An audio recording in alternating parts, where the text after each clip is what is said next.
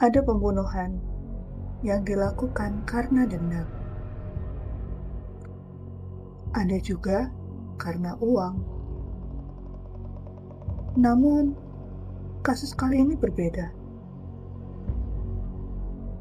Ini mengenai seorang wanita yang dibunuh bukan karena alasan khusus. Bukan juga karena sedang di puncak emosi. Dan butuh 36 tahun untuk membuktikan kebenarannya.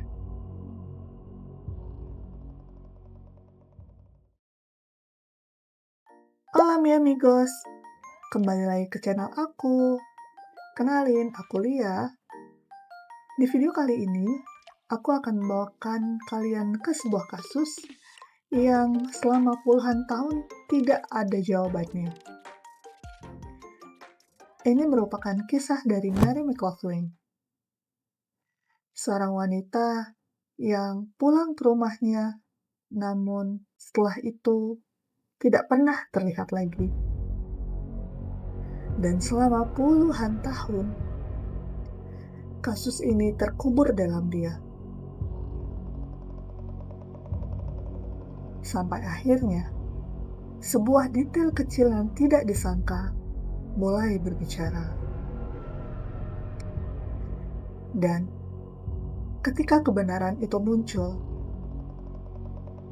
ternyata ada sesuatu yang jauh lebih gelap.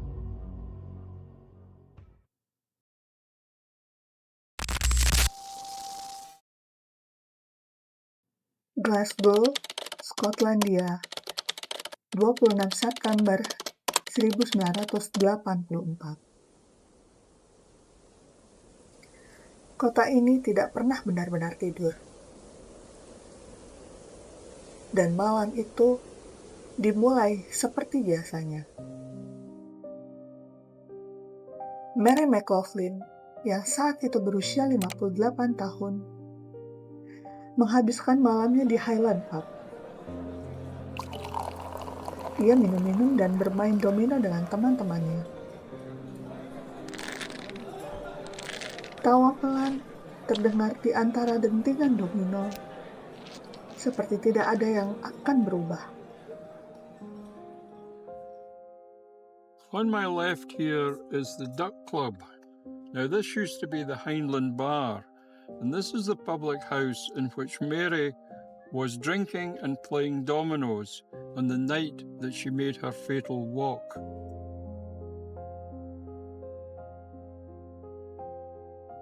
Mary mempunyai background yang cukup unik.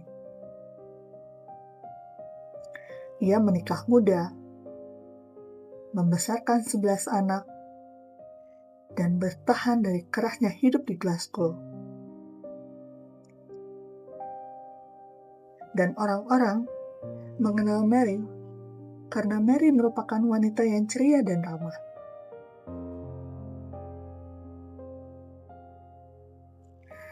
Mary McLaughlin sebenarnya bukanlah target yang logis. Ia hanya mudah diperdaya. Mary adalah tipe orang yang akan selalu membukakan pintu untuk siapa saja karena ia percaya bahwa tidak semua orang memiliki niat jahat.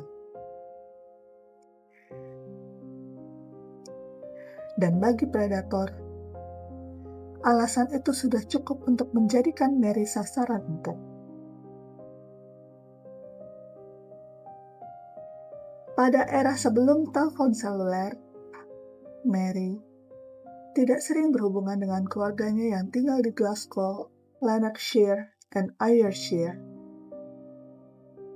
Setiap minggu, salah satu putranya bernama Martin Cullen akan datang menjenguknya. Namun, ketika Martin yang saat itu berusia 24 tahun datang ke apartemen ibunya pada tanggal 2 Oktober 1984, ia tidak mendapatkan jawaban dari dalam rumah ibunya. Dan dari luar, ia mencium bau yang sangat menyengat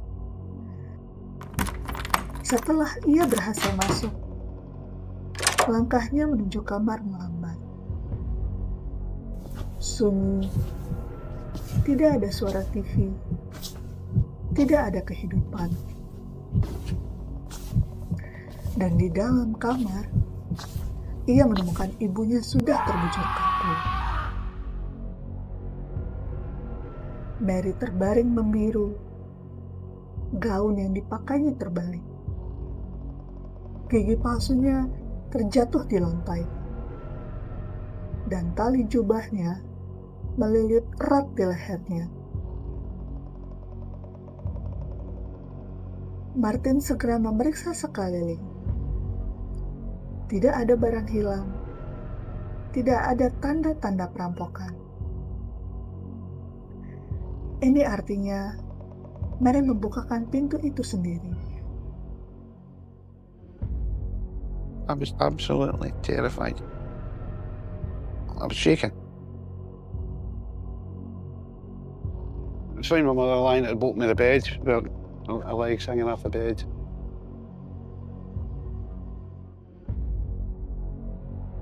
And she was lying on her back, and her false teeth was lying on the floor.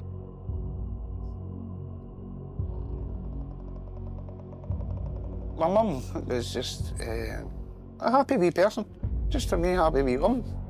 And she'd go play dominoes, she'd go to the pub. It's sad to think that the last person that she's seen was the person that took her life.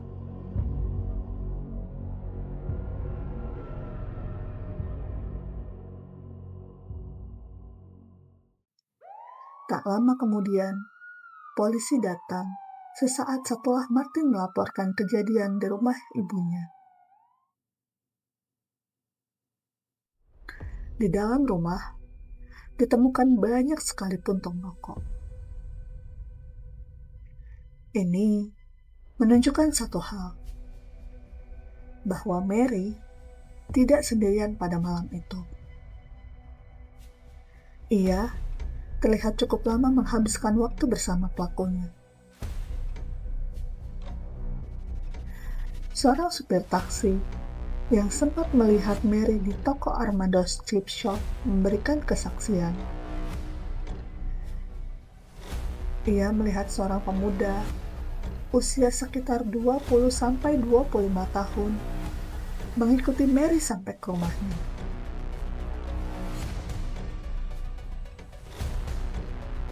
As far as we can gather, she left alone about 10:15, 10:30 to make her way home. She's barefooted and has her shoes in her hands, so she would be a standout. It's only after she leaves the chip shop that witnesses say they saw Mary in the company of a young man with a thin face, big nose, and a big mouth. Sekitar pukul 22.15 sampai 22.30 malam, Mary berjalan pulang ke rumahnya di Lawrence Street, Patrick.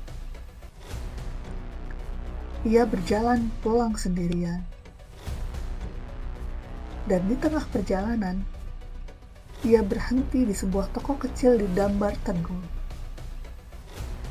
Armando's Chip Shop. Ia membeli makanan dan rokok, berbicara santai dengan para pedagang, dan tersenyum. Dan saat ia keluar, Mary berjalan tanpa alas kaki. Ia menenteng sepatunya di tangannya. Dan tanpa ia sadari, ada seorang pria yang mengikutinya dari belakang. Dan sejak saat itu, mereka mulai menghilang di balik gelapnya jalanan Patrick. Polisi pun berusaha mencari pelaku itu. Dan lebih dari 1.000 petunjuk diperiksa. Tapi, nyatanya, Glasgow menelan jejaknya. Tidak ada nama, tidak ada wajah, tidak ada petunjuk. Bahkan, para detektif yang memeriksa kasus ini juga ikut mencurigai ke-11 anaknya. Karena tidak ditemukannya tanda-tanda pembobolan paksa, baik dari pintu maupun jendela apartemen Mary. Dan pada tahun 1984, tidak ada teknologi DNA. Yang ada hanya sidik jari.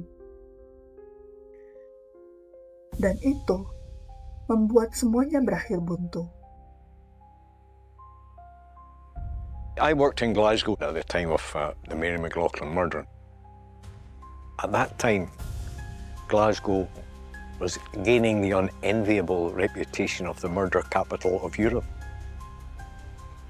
If you wanted to get away with murder, that was the time to do it, because forensics in their infancy, DNA didn't exist, and the police were swamped.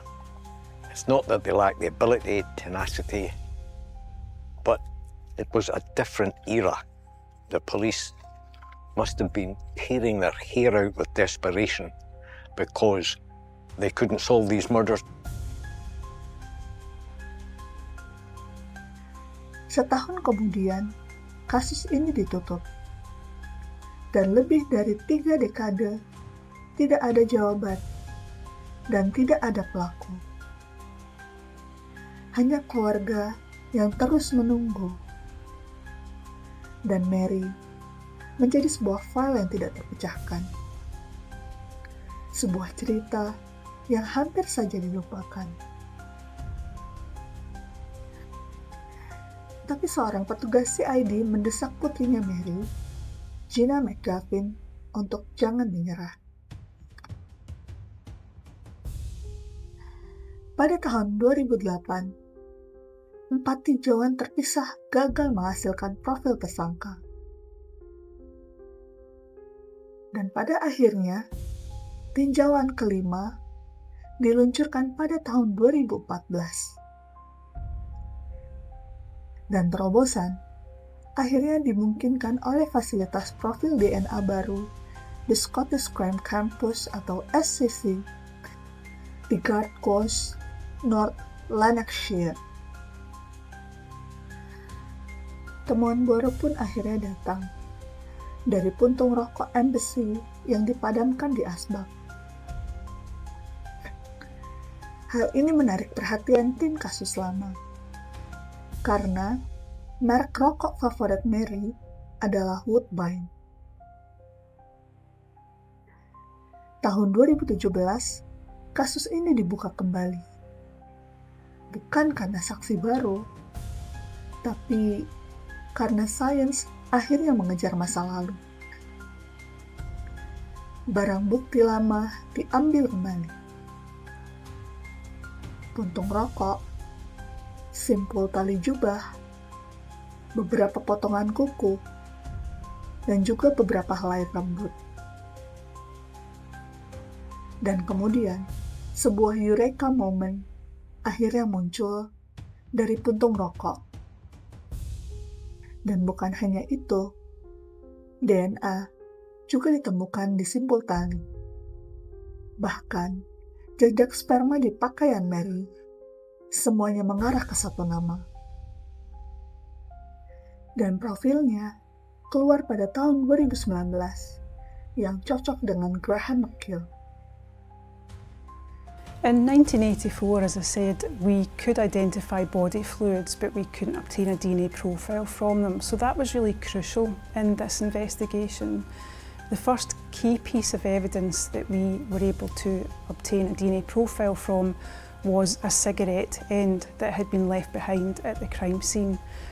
It was hugely fortunate for me that the investigators at that time had the foresight to collect all that evidence, to keep it and to store it all these years, because they couldn't have foreseen that a cigarette end in 30 years' time could be the answer to unlocking someone who had been in Mary's flat. We were able to get a DNA profile from a cigarette end in the flat where Mary was found, and link that to an individual called Graham McGill. Tapi ternyata ada satu masalah besar. Perkembangan kasus yang dinantikan ini menimbulkan sebuah dilema ketika terungkap bahwa Graham McGill yang memiliki catatan kejahatan pemerkosaan dan percobaan pemerkosaan sedang berada di dalam penjara saat Mary dibunuh. Dan catatan juga menunjukkan bahwa dia tidak dibebaskan hingga 5 Oktober 1984, di mana itu merupakan 9 hari setelah Mary terakhir kali terlihat hidup. Yang artinya, ia punya alibi yang sempurna.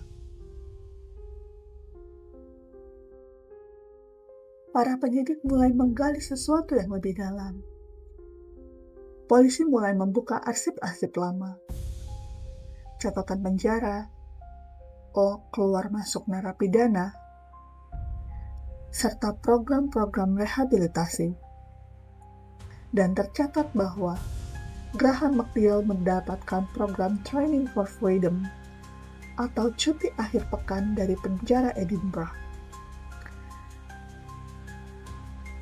Sebuah sistem yang dirancang untuk membantu narapidana kembali ke masyarakat. Tapi, penyidik tidak berhenti di situ. Mereka mencocokkan tanggal, dan terungkap bahwa McGill kembali ke selnya dalam hitungan jam setelah meninggalkan rumah Mary pada dini hari 27 September 1984. Hari terakhir Mary terlihat hidup.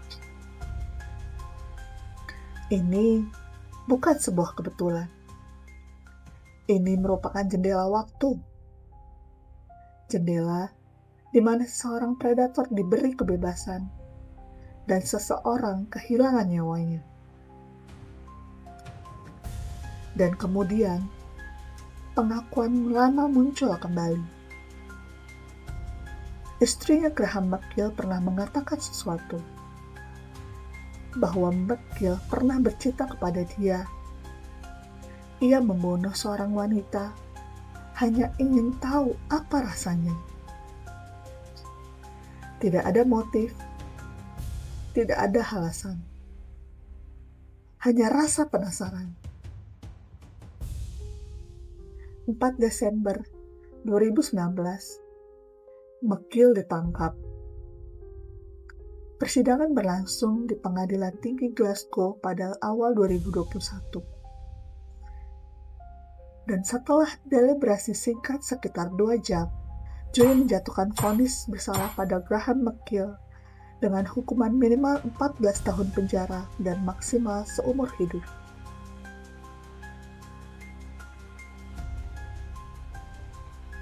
Tapi, tidak ada hukuman yang bisa mengembalikan 36 tahun yang hilang. Dan bagi keluarga Mary, ini bukanlah kemenangan. You say time's a healer? It's not. Not deep down, it's not a healer. Because your thoughts and memories will never go. Never. My mother used to come up here all the years ago. Beautiful Scotland. I've been here nearly every year since my mum killing. Every year. I come here for my memories of my mother. Aye, and seeing parts of Oban remind me of her. All the years I've been coming here, I wanted justice. How have they not actually caught the person? I just wanted answers.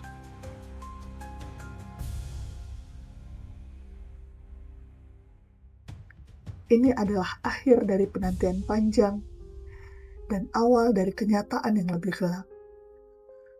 Bahwa orang yang mereka cintai dibunuh bukan karena siapa dia, tapi karena dia ada di tempat yang salah, waktu yang salah, dan bertemu dengan seseorang yang melihat seorang manusia sebagai objek eksperimen.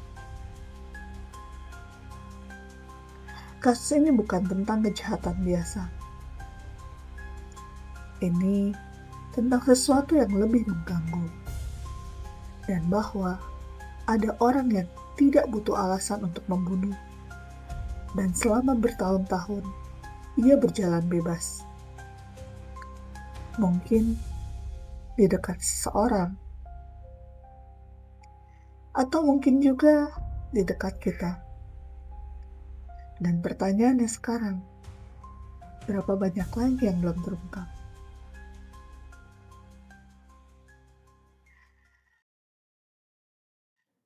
Kalau kalian suka sama konten-konten yang aku bawakan, boleh dukung aku dengan subscribe channel ini.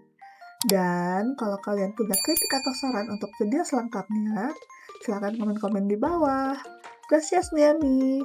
Adios.